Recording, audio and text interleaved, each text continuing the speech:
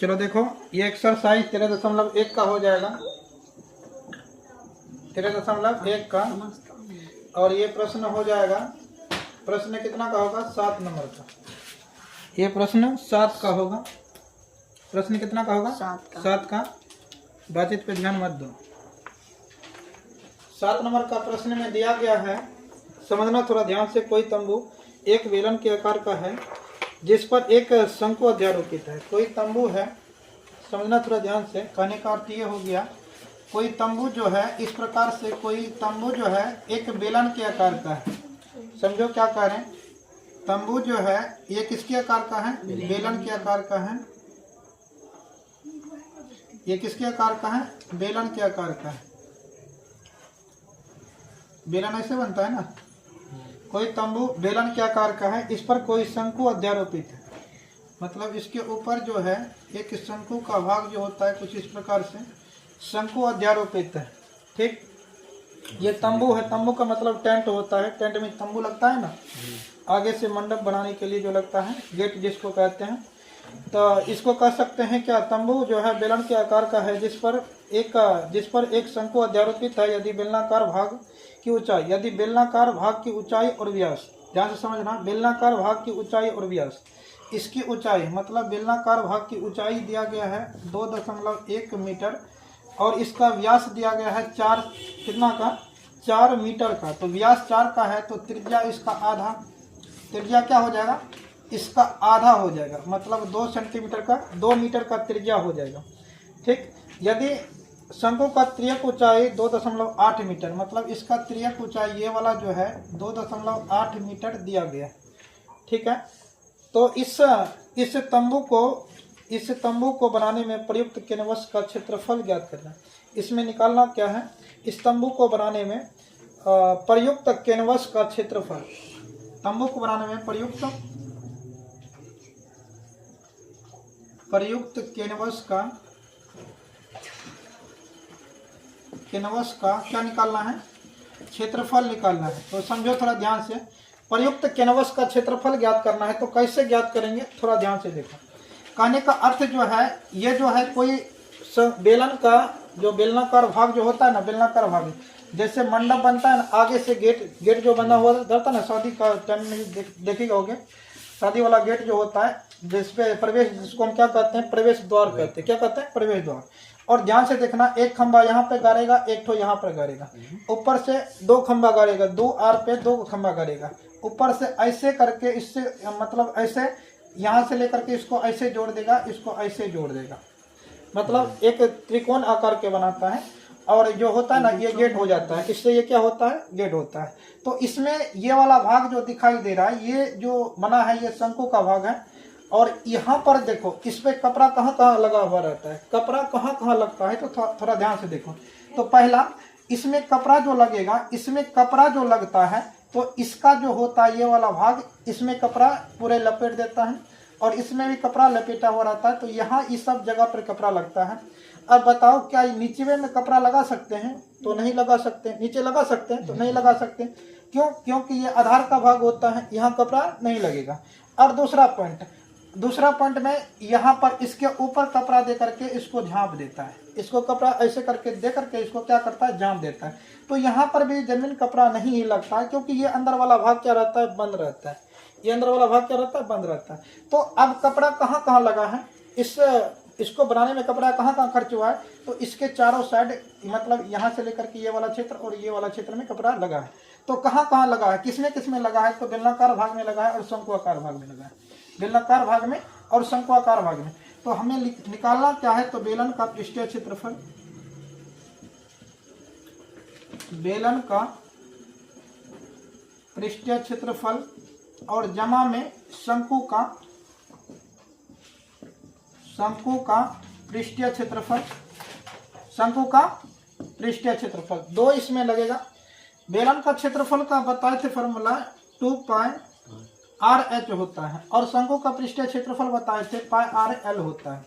क्या होता है? πr/l होता है। थोड़ा देखो ध्यान से। तो इसमें भी r यानी कि 2πr है, इसमें भी πr है। तो πr से πr को थोड़ा देखो क्या कह रहे हैं। पाई आर इसमें, पाई आर इसमें, इन दोनों में से क्या करेंगे, पाई आर को बाहर कर देंगे। इन दोनों में से क्या करेंगे, पाई आर को, इन दोनों में से पाई आर को बाहर करेंगे तो पाई आर बाहर निकल जाएगा। इसमें बचेगा क्या, 2h, क्या बचेगा, ये दोनों बाहर निकल गया तो 2h बचा, तो 2h लिख देंगे प्लस का प्लस, इसमें से पाई आर बाहर निकल गया, क्या बचेगा, l बचेगा, क्या बचेगा, l बचेगा। अब इसमें थोड़ा देखो ध्यान से, तो यहाँ पर पाई का मान 22/7, आर का मान, आर कहने का मतलब त्रिज्या, त्रिज्या कितना है 2 इंटू 2 गुना h, 2 गुना h, ऊंचाई किसकी ऊंचाई, तो बेलन की ऊंचाई होता है, किसका ऊंचाई है, बेलन का, बेलन का ऊंचाई 2.1 प्लस l, l तिर्यक ऊंचाई किसका, इस तंबू का तिर्यक ऊंचाई क्या दिया गया है 2.8, 2.8 का दिया गया है। अब थोड़ा ध्यान से देखो तो 22 दूनी का क्या हो जाएगा 44/7 इंटू इन दोनों को गुना करते हैं तो 21 दूनी का क्या होता है 42, तो 4.2 प्लस यहाँ पर 2 क्या हो जाएगा 8 हो जाएगा, 2 क्या हो जाएगा 2.8 का 2.8 ही होगा।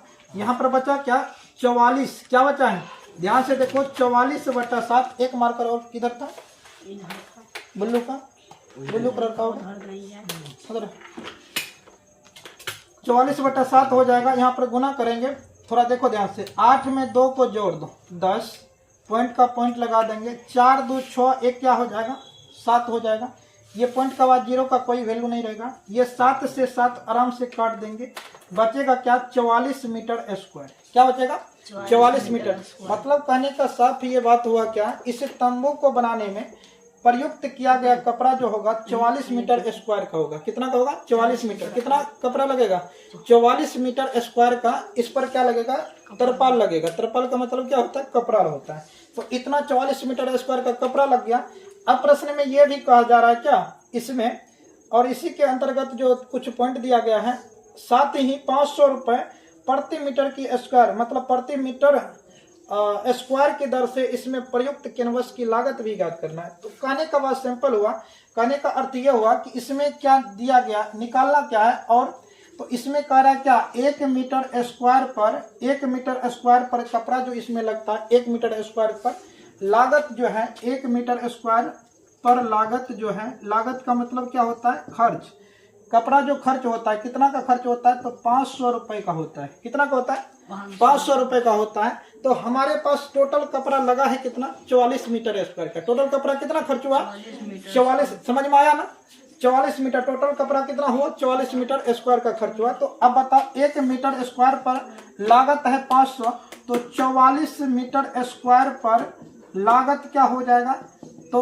44 मीटर स्क्वायर पर लागत क्या हो जाएगा 500 गुना क्या कर देंगे 44, तो इसको सिंपल सा गुना करेंगे तो 5 का 20, 5 का 20, 2 22, यहाँ पर 2 जीरो है बैठा देंगे। इतना रुपया इस कैनवस को बनाने में, मतलब इस तंबू को बनाने में प्रयुक्त किया गया कपड़ा में टोटल रुपए जो लगा है इतना 22,000 का लगभग में रुपए खर्च हुआ है। देख लो एक बार आंसर है या नहीं है, देख लो इसमें क्या दिया है उस बात को लिखते हैं। दिया है तो इसमें दिया है बेलन, दिया है देख लो बेलन का क्या दिया गया है, बेलन का त्रिज्या निकाले हैं, त्रिज्या आर व्यास से त्रिज्या निकाले हैं, कितना निकला है 2 सेंटीमीटर का त्रिज्या निकाला है। और उसके बाद बेलन की ऊंचाई, बेलन की ऊंचाई निकाले हैं जिसको हम क्या कहते हैं एच कहते हैं, जिससे हम क्या कहते हैं एच। एक मार्कर किधर चला गया रे, देखो ना यहाँ पर कितना हो जाएगा 2 सेंटीमीटर, और ऊंचाई कितना का है 2.1 मीटर का, कितना सेंटीमीटर में नहीं है मीटर में है, गलती हो जाएगा इसमें। यहाँ पर उसके बाद क्या हो जाएगा इसका त्रियक ऊंचाई, किसका त्रियक ऊंचाई शंकु का त्रियक ऊंचाई, त्रियक ऊंचाई, शंकु का त्रियक ऊंचाई क्या कहते हैं एल, एल का मान दिया गया है कितना 2.8 मीटर। तो इस प्रकार से हम इसको हल किए। तो बस इसमें और ज़्यादा कुछ नहीं लिखना है, जब भी बनाओ पहले ये इस पॉइंट को दर्शाया करो, उसके बाद ये पॉइंट में मतलब बाद में जो दिया हुआ रहता है तो बाद में उसको लिख करके छोड़ भी सकता है, कोई दिक्कत नहीं, या तो डायरेक्ट बना दो तो कोई दिक्कत नहीं होगा। क्या मिला था क्या? तो अगला देखो, अगला एक और प्रश्न इसी के अंतर्गत बता देते हैं। दूसरा प्रश्न का नाम बताओ, दूसरा 8 नंबर का प्रश्न शायद हो जाएगा। 8 नंबर का प्रश्न में देखो, प्रश्न नंबर 8 का और 9 बच जाएगा, 9 अगले में बता देंगे। तो 9 नंबर का 9 नंबर से पहले 8 नंबर का प्रश्न थोड़ा समझो। 8 नंबर का प्रश्न में कहा जा रहा है कि ऊंचाई है